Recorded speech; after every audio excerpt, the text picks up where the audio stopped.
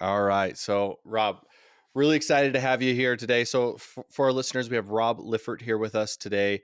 First off, thank you for being here. That's Yeah, of course. it's we're actually really excited about this. Robb, I want you to take 5 minutes. I want you to toot your horn a little bit here and tell us a little bit about what your background in. I feel like you're involved in a lot of different companies, growing. Take a few minutes and tell us a little bit about yourself. Yeah, so Robb Lifferth, I'm a Utah native, been here, born and raised. I'm a total homer when it comes to the Intermountain West. I absolutely love what's going on here.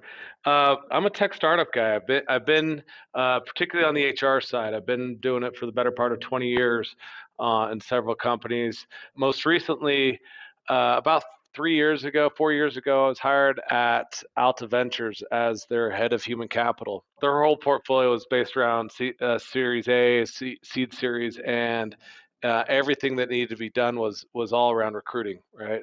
Some sort of talent acquisition issue that they were dealing with, and it was international. It was, a lot of LATAM stuff, a lot of stuff here in the Americas. And I told them no, right? They said they wanted me to start a third party recruiting firm, and I told them no. And the reason why is because like my background is in HR is I've been head of HR at several companies, and I didn't agree with the third party recruiting model. Don't get me wrong, is it wasn't that there was several issues with it that as I had managed my own internal recruiting teams. I knew how many man hours it takes to hire somebody, right? So, for example, in a controller, it takes roughly 42 man hours to hire a controller from soup to nuts. And so, when a third party recruiter team would come in and say, "Hey, here's a really excellent candidate," which they almost always had, we interview them, take them through the process, and they say, "Okay, it's $25,000." I'm like, "Oh man, that is so much more. I mean, by almost a magnitude of four, how much it would cost me to recruit them internally." And so I just, I had friction with that. And the issue, and the problem, so it was really high from a consumer standpoint, but then, on a third party recruiter side, they have to make up for all the companies and clients that they had that would leave them hanging when they would get them all the way down to the end of the recruiting, be like, "Oh, never mind, we're not going to hire for this position, or we found somebody internally or whatever," and they're left holding the bag, and they have to they're like, "Hey, I just did all this work for you, now you're telling me I don't get paid for it." So the model is broken, right? It was just truly broken. And so ultimately, Alta Ventures talked us into starting this company under the assumptions that one, we could just do it completely differently. And so we wrapped a ton of technology around how we went about it.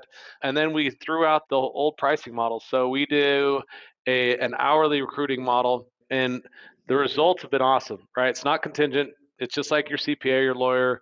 We do the work for you. If you have a strategy change, we're really excited that you had a strategy change and you don't hire someone when you shouldn't, but you still pay the bill. And what it does is it makes you a better consumer. And when you hire somebody, you're getting it for a fraction of the cost, usually somewhere between a fourth or a fifth of what it is. Actually, if you break down the math, it's actually about the same that it would cost if you're employing someone internally, and that which was our goal, right? Our ultimate goal is to get to the same price point as if you had an internal recruiting team. That way, you didn't have to flex up a recruiting team, then flex them down, and lay them off, which is always no fun. So that's what we did. We started that off. We've been going like gangbusters. We grew 4x during COVID, which was way different than most of our competitors. Most of them shrank by our stats show about half. So you did the And opposite of everybody else is doing. So yeah, you yeah. grew. So it's obviously clear you're doing something different then, right? Yes. Yeah, it's exactly right. I mean, what happens during an economic downturn is that people still have money that they have to spend. They still have things that they have to do it, but they have a finite amount of resources. And so what happens, you had a whole bunch of people that let go of all their internal recruiters, but they're like, okay, we're going to use the external, but I don't have a ton of money, so they have limited dollars, and so they're really really smart with their dollars, right? They're going to go find the best bang for the buck, and we hit that time and time again. To the point, we have several clients that let go of their internal recruiting team, and they only use us because they can ebb and flow with them and not have any layoffs ever in the recruiting staff, which is very very helpful. So I kind of want to back in a little bit and really just like get an understanding of like your market and how you kind of like got into it, because I think there's a lot of things around like recruiting that we can talk about, because hiring is a nightmare, I think, in general, It's a nightmare. both internally, and I'm sure like it's tough to just find good talent in general.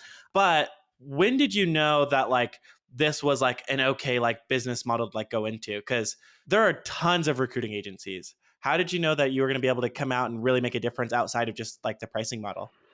We took a couple, we took a couple swings of the plate pre-COVID, right? And it was going well. Like it was going good enough. We have an interesting arm in recruiting that we still do. We do a ton of where we're hiring technical talent in Mexico, right? And that was, where we kind of started in on the path, right? Because we were in Utah, for example, we were having a hard time building up our own teams just with engineers, right? It was just a problem. But we still had the hourly model, and that was working for us. But it was during COVID where we saw that exponential growth, where it's like, okay, like this is a little bit different than most, and not a little bit different most. I mean, we were changing the landscape of what was going on, and it was great. We were really excited about it. So our listeners don't know. Maybe there's some listeners. A lot of our listeners probably aren't out of Utah.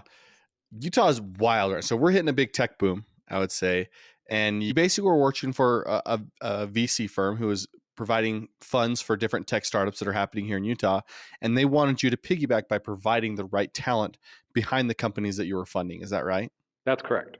And so really what it comes down to, and then the challenge is like, it's a nightmare to get a good developer and a good development team. And I've worked for several tech companies here in Utah, and I've seen that problem. How were you able to really kind of overcome it? Is it mostly just the situation, the way you put yourself in is almost like an attorney type mentality where they have you like pay you by the hour of they work and they can revamp you up or vamp you down? Or is it the actual process of going out and finding talent?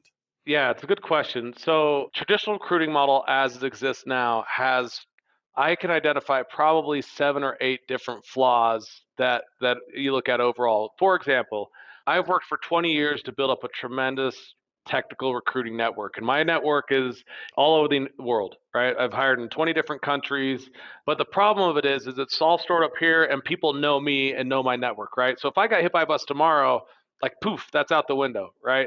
And it's impossible to it's difficult to recreate, right? So when I go out, and if you call up and say, hey, look, I need someone that has deep working knowledge of JavaScript, they have to know these frameworks, let's call it Node.js. Like, great, I could think of like 4 guys that I would call, or gals tomorrow, and I'd call right now, and and hopefully I can get a quick hit, and away you go. That process called sourcing, right? So you can go and search on LinkedIn. I can call my personal networks. Like, that's flawed. Like, that is deeply flawed. And so we took some cracks at it, and I won't show all my cards, right? But we took some cracks at it through some traditional marketing efforts that we applied into recruiting, and we saw overnight results, like to the point where we were filling the top of the funnel at Indeed called us up and said, "Hey, what are y'all doing? Like, you're getting like 200 to 300% results of what is normal. Like, what are you doing?" And we've had the same conversations with LinkedIn with our reps there that say you're just crushing what your competitors are doing. And so when it comes to recruiting, it really boils down to getting more swings at the plate, right? So the more you build up the top of the funnel, then I could be more selective on who we're throwing out of the process to get down to what that client is actually looking for. And that's the trick. You got to build the top of the funnel, to be very, very full, because you're going to weed out a lot of stuff. And if you only put 3 people on the top and you weed out 3 of them, you're in trouble, right? And so you really got to fill up the top. So basically the first problem that you had initially like had to solve and basically did solve was just finding talent. What was like another problem? Because I'm guessing the next thing you have to do is find the companies. Were there any challenges in finding companies to get to work with you, like in general, once you had the So talent? yes and no. I mean, we had a built-in coming in from the VC world where we're like, our portfolio company said, "Hey, we have this issue," right? So if you break down the recruiter's time on what they spend during the day, an enormous amount of time is spent at the sourcing level, like hours and hours, right? So if I go back to my controller example I gave earlier, probably 25 to 45% of your time is just sourcing at the top end of the funnel, right? And so if I can automate that and get it down to 2 or 3 hours, one, you're hiring faster, which everyone's trying to do. But 2, you're hiring smarter. So we didn't run the numbers in 2020 because COVID screwed everything up on this. But in 2019, because of how we did our sourcing, our retention rates were at 95%, right? Meaning we had 5% turnover of people that we placed. The industry standard is 20%. So the point being is that if you're hiring smarter at the top of the funnel, you're going to have longer term retention, after you get hired. Because it's my personal opinion that retention really starts on that initial screening, right? Because if you break it down like this, so in my career as a head of HR, I've probably fired over 750 people, right? Easily 750 people in my career. Of that, 85% of those people were fired because of some sort of soft skill deficiency. And it was not around the X's and O's of being able to technically do your job. So 85% of these have some sort of communication gap. Oftentimes, the communication gap is sitting at their manager's level of being unable to communicate effectively to tell them what to do properly. They have friction, then the relationship blows up, at some level, right? If I can go back, if I have a really full funnel at the top, I could identify the culture that's inside of a company and then hire towards that culture. You are retained a lot longer. You will stay at your company a lot longer. And that, obviously equates into success for whatever the company's hiring for. That makes sense? Even money saved, right? Because Oh, onboarding and offboarding is incredibly expensive. For our listeners who don't know, it's way cheaper to retrain an employee than it is to hire a new one, right? So yeah. if you can find that early tunnel and funnel and get those the right direction, that's where you're saving a lot of the time and money on that. That's exactly right. I mean, yeah, it is one of those old cheesy adages where time truly is money on that. Yep. Rob, have you ever really rethought about your career after you fired that 750th person? Have you ever thought, Uh, man, I don't know if I want to do this anymore? Look, we have stories. Like we could tell some stories. That's a whole other podcast. Let's do Uh, stories of just people getting fired. I bet it'll be one of oh, our best listened ones too. oh, it's awful. It's all. Look, I'll give you the here's my favorite, and then we'll move on. But like early in my career, I was in a manufacturing environment, and we had what I would call a gross negligence. Like they blatantly were breaking. It was a safety issue, so they were truly unsafe, and it was like their fifth warning or whatever. And I'm not big, I'm not small, I'm an average size American. And this guy was a monster. I mean, he was just Just the huge. fact that you had to tell that part of the story makes me so excited for what's going to happen And, next. and so I brought him in. Look, you did this. We've warned you several times. Today will be your last day. And then he went on a 5 minute tirade on explaining the different ways that he was going to whoop me. And look, this has happened before, but I thought to myself, man, he's between me and the door. I think he's actually going to do it this time. Shoot, right? And so after a lot of negotiating, we were able to calm him down. We walked him out the door, and we followed up and said, look, you're actually banned from ever coming back onto the property again. The After guy you got out calls the door. after he got him out the door, and and Yeah. it got tense there for a little bit. The next day, he called me up, and I'm like, oh, which is not uncommon. They usually have some sort of paperwork they want to talk about or healthcare or whatever. He obviously, I was at that point not a fan of his, and he called me up and said, look, I've been really thinking about it. I've put a lot of thought into this, and I'm going to allow you guys to hire me again. And I was like, Oh. wow, that's I don't think you understand how terminations work on this thing. So so he was like, I was like, yeah, that's not going to be an option here, buddy. Like, don't call back. I feel like it is really, really hard, which is why you guys exist, to create like that magic team that allows you to build that amazing product. So I kind of want you to tell us like, why is it that you're able to build a company that just does sourcing and hiring placement? Like, how can you have a whole company around that? And I feel like the answer just in general is because it's important to make good hires. So I kind of want you to tell us, why is making a wrong hire such a big deal, and how can that like impact a company? Because we have exposure to so many companies, both at our venture capital firm and just being in the industry for so long, I have seen companies close their doors because they hired wrong, right? So, and that is not an over exaggeration. Like literally, have watched companies close and cease to exist because they made the wrong hire. And I have seen it. They've made the wrong executive hire. They've made a wrong middle management hire that exposed them to some legalities that was just, caused them to close the door. So a lot of people say, well, you got to spend a long time to hire. Sorry, it actually doesn't work that way Yeah, because you the don't have at the time. Time is money, right? Time is money, and the adage of time kills all deals is never more true in a recruiting process, right? So I have watched countless clients who want to be slow at hiring, and I can appreciate that. You can't do it because this candidate right now, especially in this market, the candidates are getting like 2 or 3 offers at any given time. Because I promise you, if they're talking to you, they're talking to the 4 other companies. Yeah, it is so hard to hire right now. And I want to jump into it after this question. What are some key characteristics that you would specifically look for when hiring your first developer for like a tech startup? Understand the problem you're trying to solve, right? Mm. Because if you're understanding the problem that you're trying to solve, then you know what kind of developer you're going to go after, right? Or maybe you don't need a developer, right? Maybe you need to go and outsource it to a dev shop, right? From my standpoint, and I'll tell you, like, I have no axe to grind here, but like, that's what we did. Like, we knew that we had a problem to solve. We knew that we had the technical expertise. We did not have the technical expertise inside of our company, so we went and hired a dev shop, right?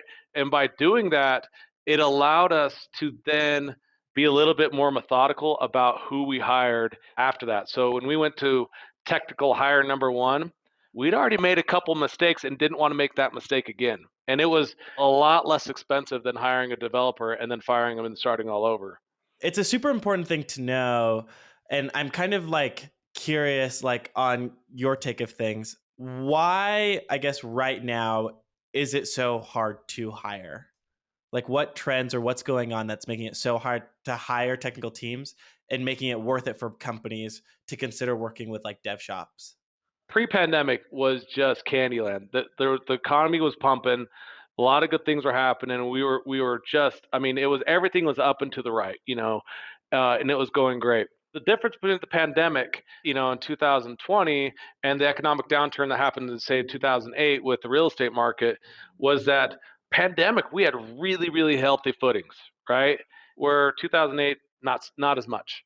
And so what happened is that everyone in that had a job and kept their job in 2020 bunkered down. They just said, look, we're not sure what's going on. We're going to stay with who we know.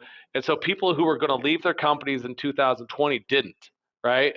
And people who were let go or did leave, they were scrambling to find something new. Well, as things, improved in we'll call it Q3 of 2020 into Q4, and then into 2021, where things really started to pick up, you started to see people like say, okay, I'm feeling comfortable with what's going on.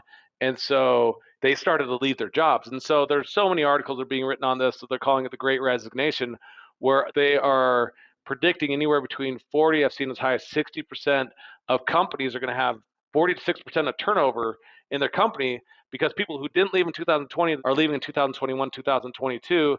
So you not only have normal business growth that you have to deal with, you have to deal with just normal turnover that's happening outside of what would have been your normal turnover experience. So it just is like a compounding problem on the talent needed in this environment.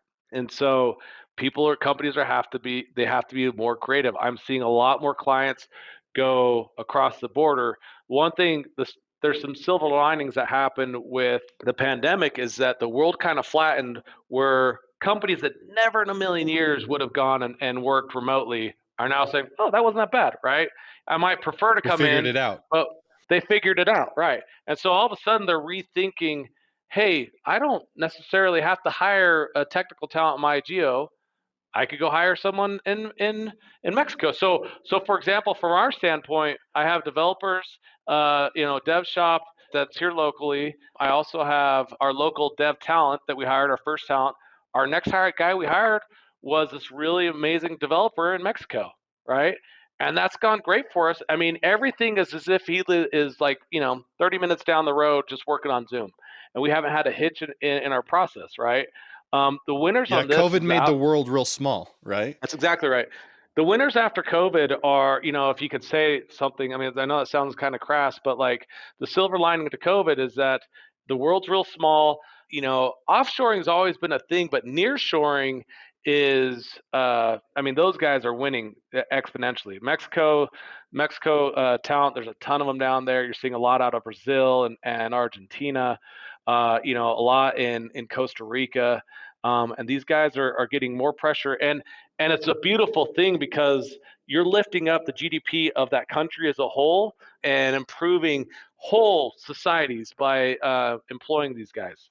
So I'm curious, you had talked about your first hire and what you're looking for. A lot of our founders and our listeners are really early on, and they're trying to decide, do I go out and find my first developer?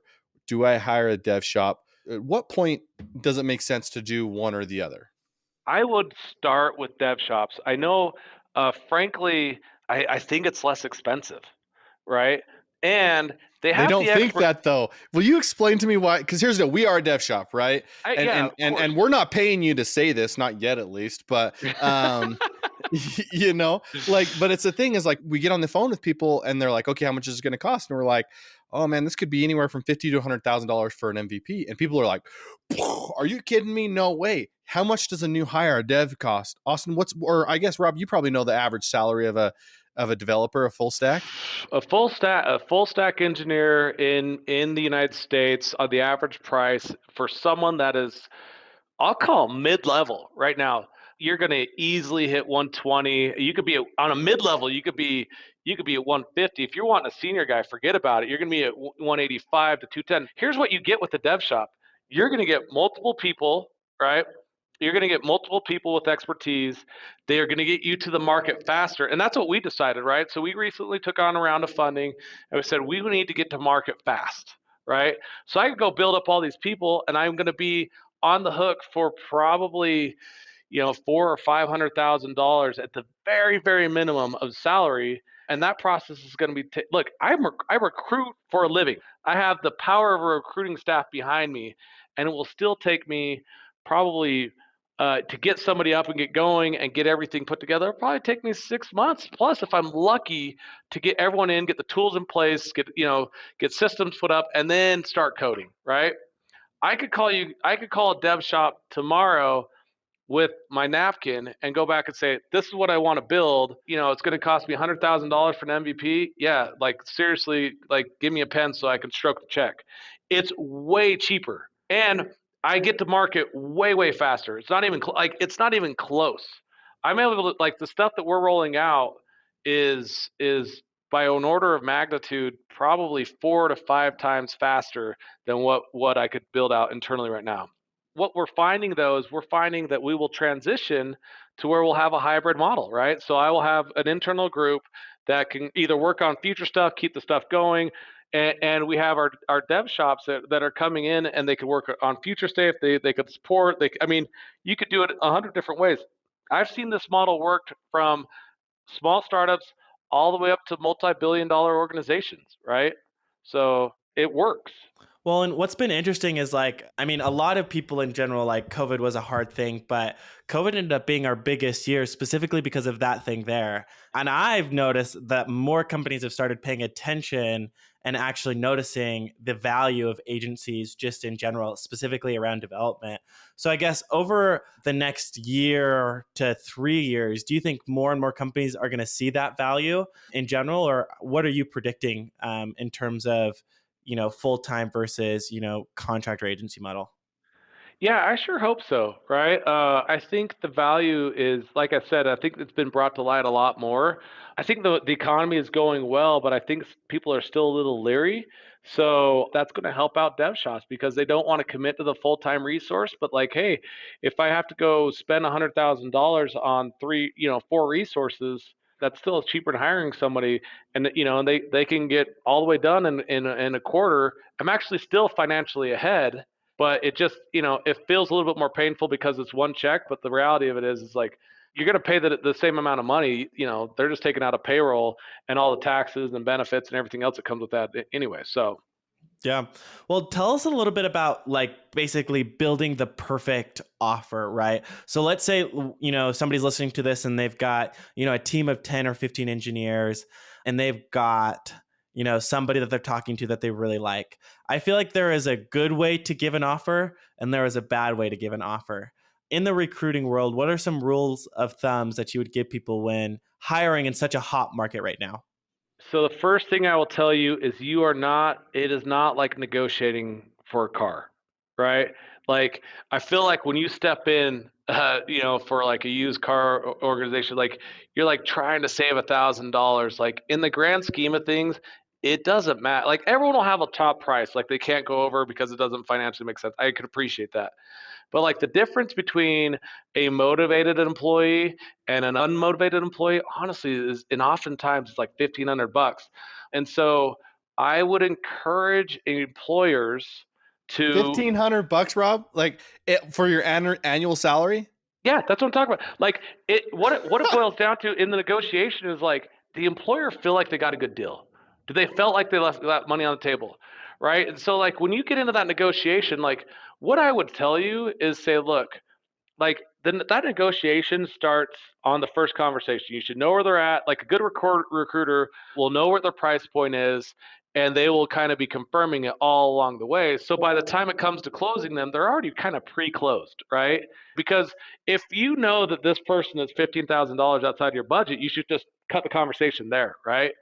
But if you know you're within the sweet spot, that's great. And so by the time you know what the things that are important to them, perhaps it's they really want some flexibility from working from home, and that's their hot button. Perhaps it is cash, right?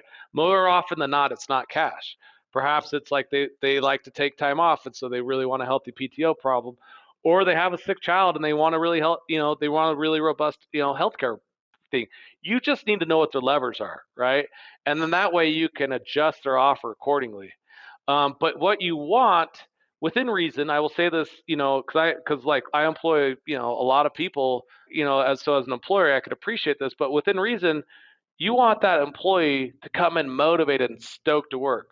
So if they feel like they're getting gypped and like, you're trying to cram them down for that last $1,500, they're gonna take it reluctantly. But guess what? They're not gonna do on LinkedIn. They're not gonna turn off that open to new work check mark. And that's what you want them to do.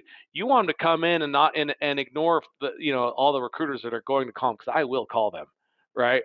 And Just so, super excited to do what they're doing. And if I'm going into a new job being like, well, I mean, we'll see if something else comes on, that's mhm, not a good way to start, right? You want them to be like no, super pumped and like super committed from the very beginning. And $1,500 could be the difference of that. like Is it worth it? yeah, that and like from an employer standpoint, oh my gosh, like it's a drop in the bucket, right? And again, like I said, I know everyone has their top. There's some ceiling, but like it's not worth it, right? Your goal is to have somebody come in and be motivated, because I promise you, if they're motivated and they're working hard, it's going to pay itself off in dividends.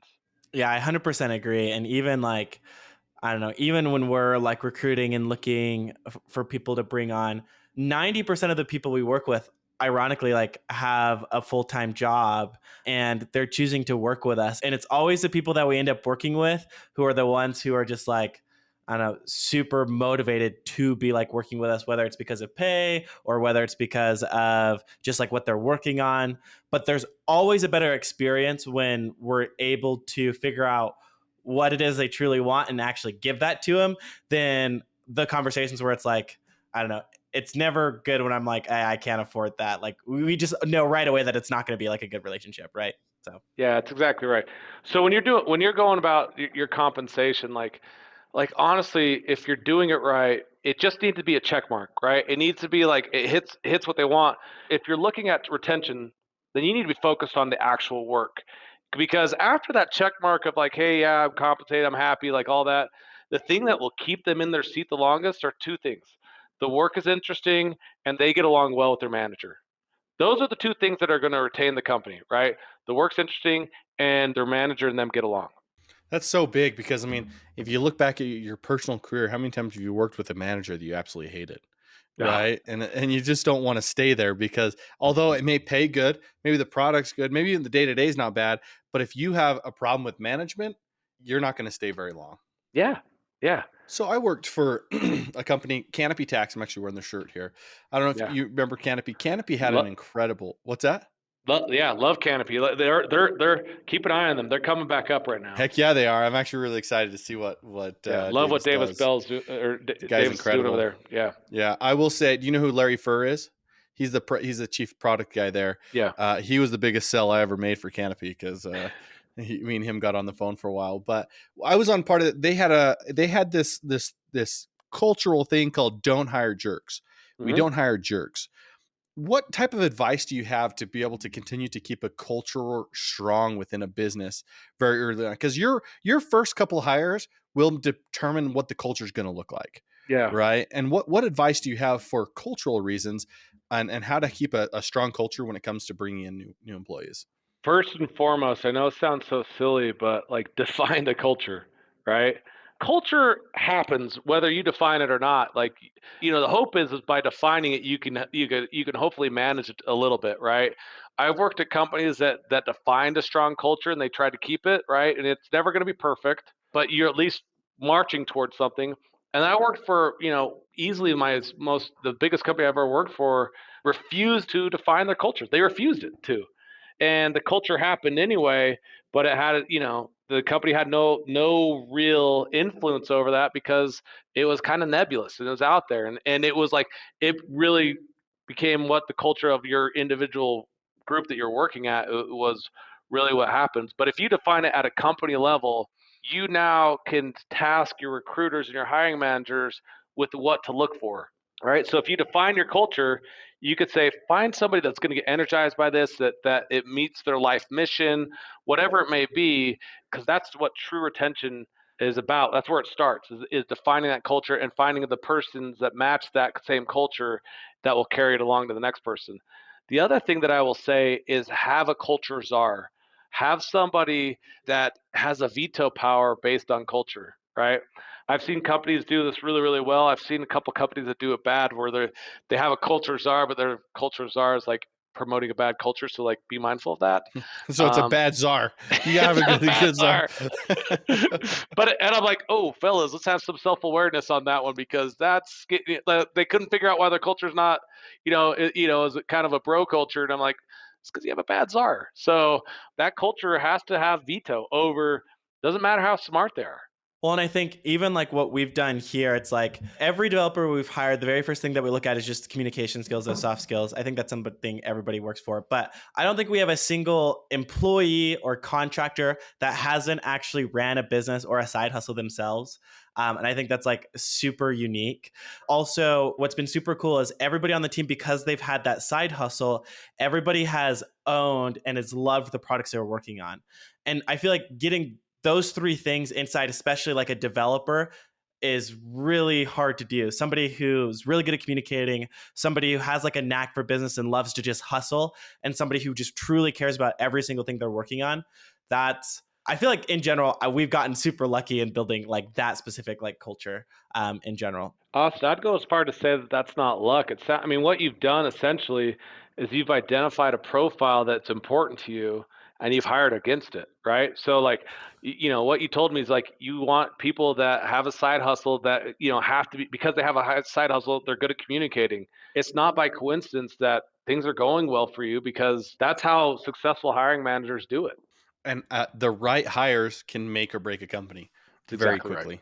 It's exactly right. Yeah. No, and I feel like that's just so big. So Rob, kind of in closing, tell us a little bit why ISO talent is so different and why really when it comes to finding the right talent, they should come find you.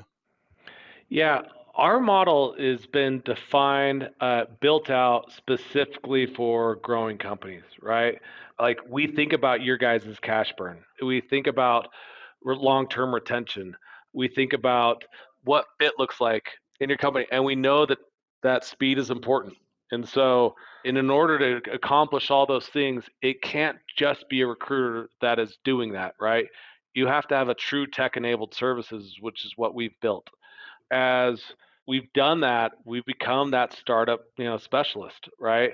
It's not to say, we have several multi-billion-dollar clients that we work well with, right? And they like it because they enjoy the savings and they know that's important. But time and time again, startups will come back, and they'll come back again and again, because we know what it's like to be a startup. We are a startup, right? And so we can appreciate that. What is the best way for people to find you and reach out to you? You can hit us up on our website, www.isotalent.com. You can go and you can connect with me on LinkedIn. That's an easy way to do it. If you want to hit me up on my email address, feel free to hit me at rlifferth@isotalent.com. Awesome. Thanks again, Rob, so much for jumping on. I will never be paying a percentage for a hire again.